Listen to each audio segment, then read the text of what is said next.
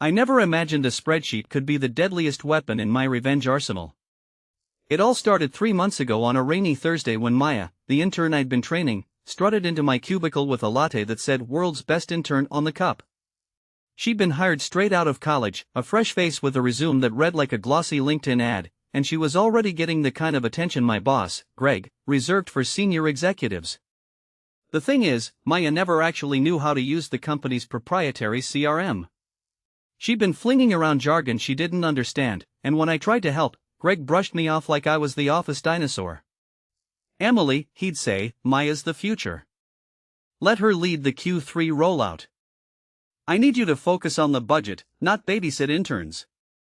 I tried to stay professional, but every time Maya walked past my desk, she'd flash that smug grin like she owned the place. She'd also start a habit of stealing my lunch from the communal fridge, my exact tuna salad, the one I spend 10 minutes perfecting every Friday. It felt petty, but those small slights piled up like a house of cards.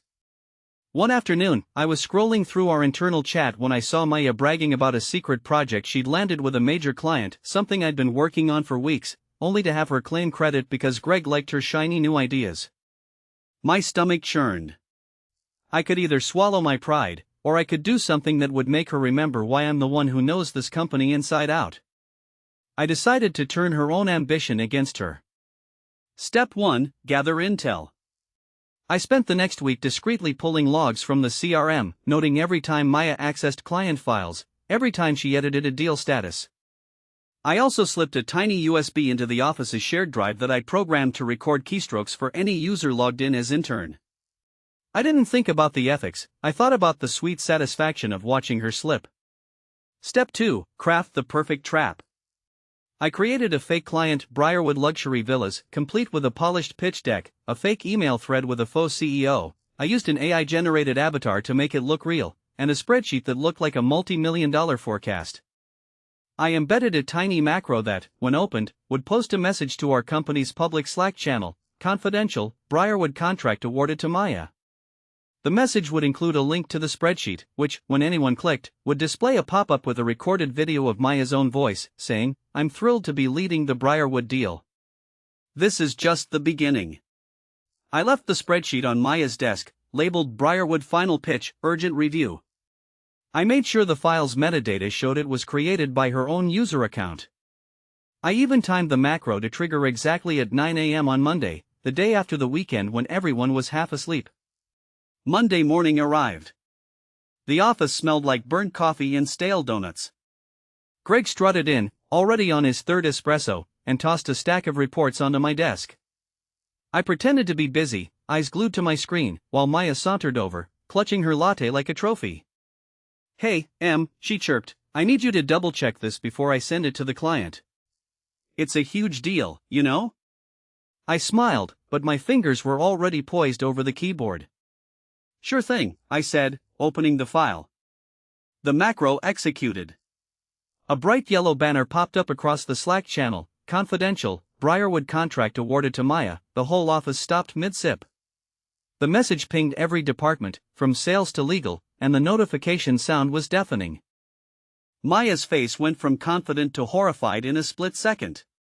She lunged for her phone, trying to mute the channel, but the post was already in the public feed. My heart raced. I could feel 1,000 eyes on her, and the room buzzed with whispers. Greg's eyebrows shot up, his mouth formed an O. "What the?" he started, but Maya cut him off, voice shaking. I didn't." I watched as she fumbled, trying to explain that the contract was a mistake, that she hadn't signed anything, that the client didn't exist.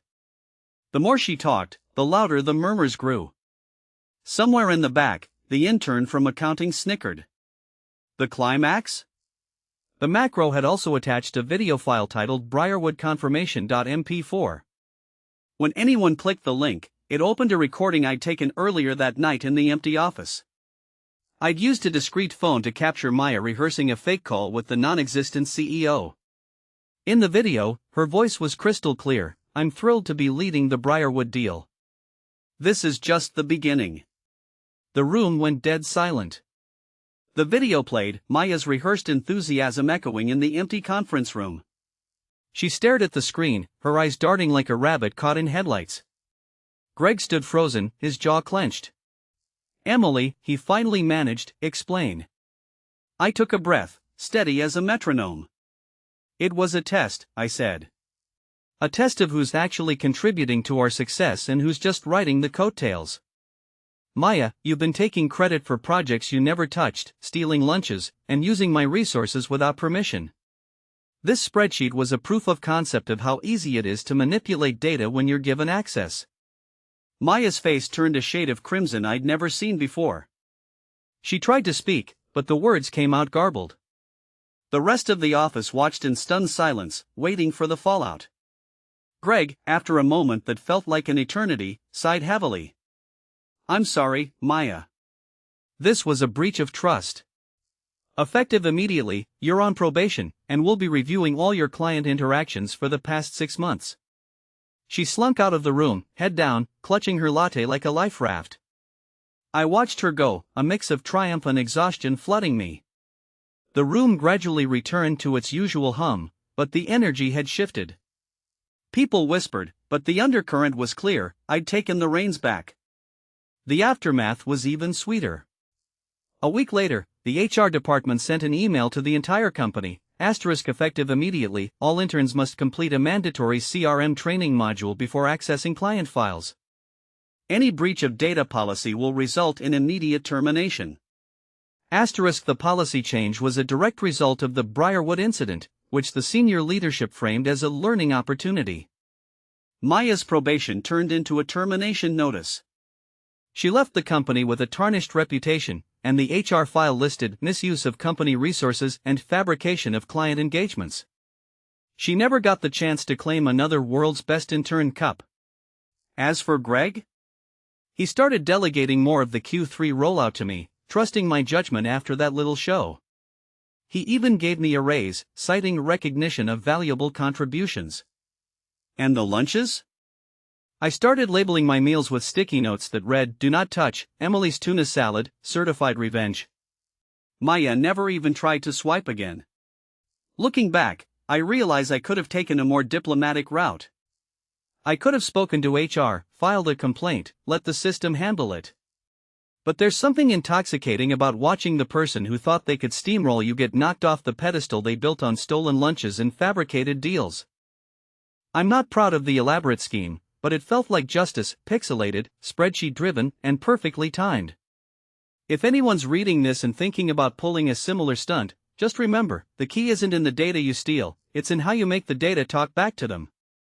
So, the next time an intern struts in with a latte that says "World's Best" and starts stealing your lunch, ask yourself, do I want to be the one who quietly files a complaint, or do I want to be the one who turns a spreadsheet into a public humiliation?